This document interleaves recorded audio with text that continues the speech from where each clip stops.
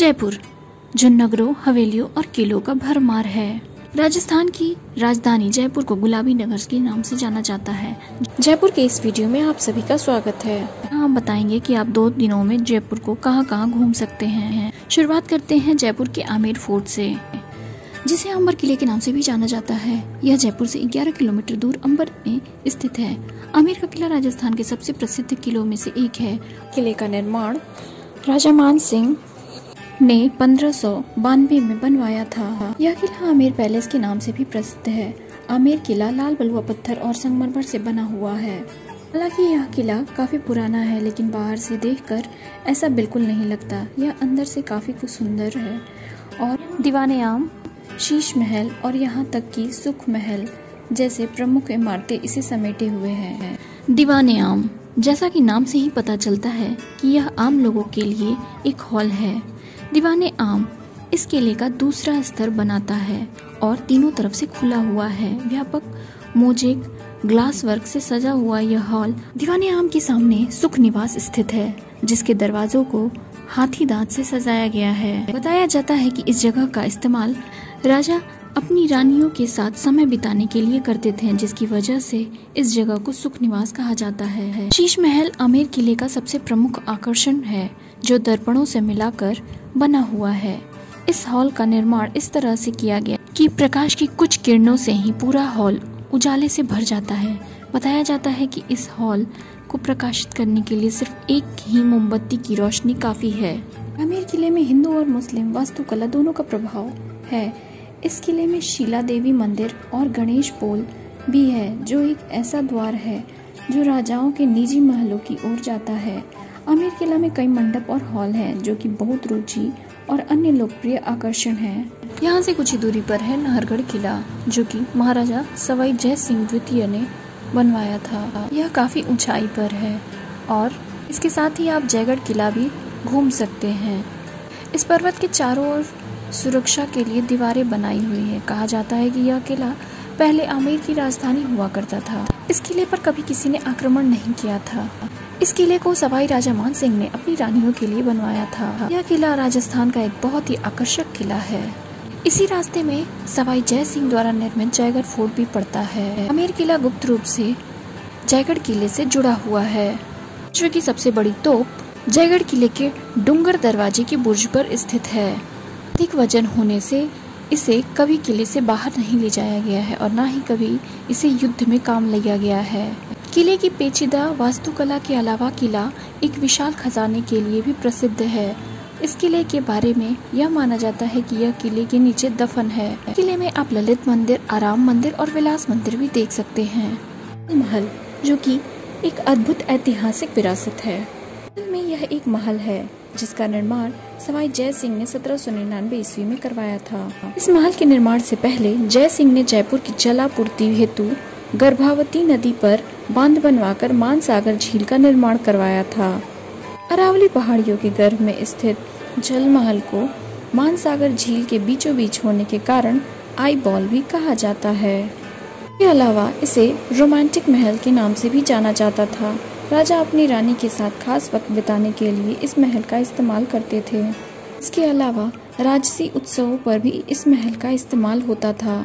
इस जल महल की सबसे खास बात यह है कि इसका सिर्फ एक मंजिला ही पानी के ऊपर दिखता है, जबकि बाकी 4 मंजिला पानी के नीचे है।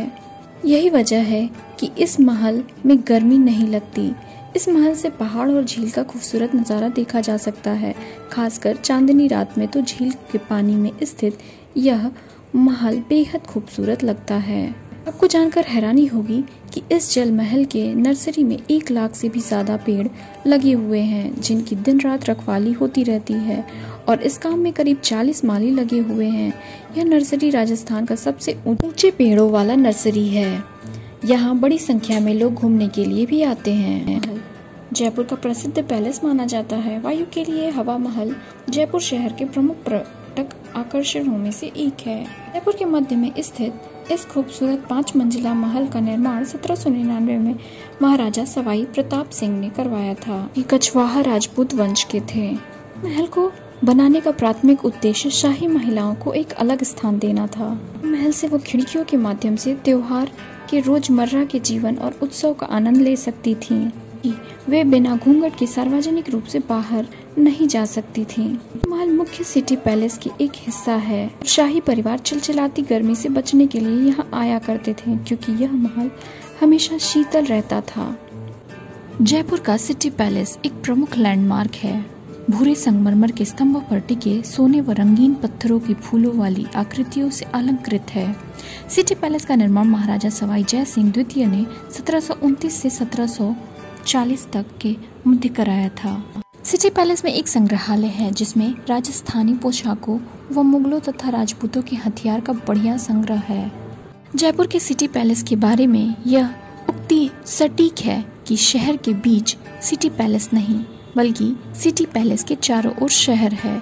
इस गूढ़ तथ्य का राज है जयपुर के वास्तु में है। जयपुर की स्थापना पूरी तरह से वस्तु पर आधारित थी। जिस प्रकार सूर्य के चारों ओर ग्रह होते हैं, उसी तरह जयपुर का सूर्य चंद्र महल यानी सिटी पैलेस है। वर्तमान में चंद्र महल यानी सिटी पैलेस में शाही परिवार के लोग निवास करते हैं। शेष हिस्से शहर में शुमार हो गए हैं और सिटी पैलेस के कुछ हिस्सों को संग्रहालय बना दिया गया है।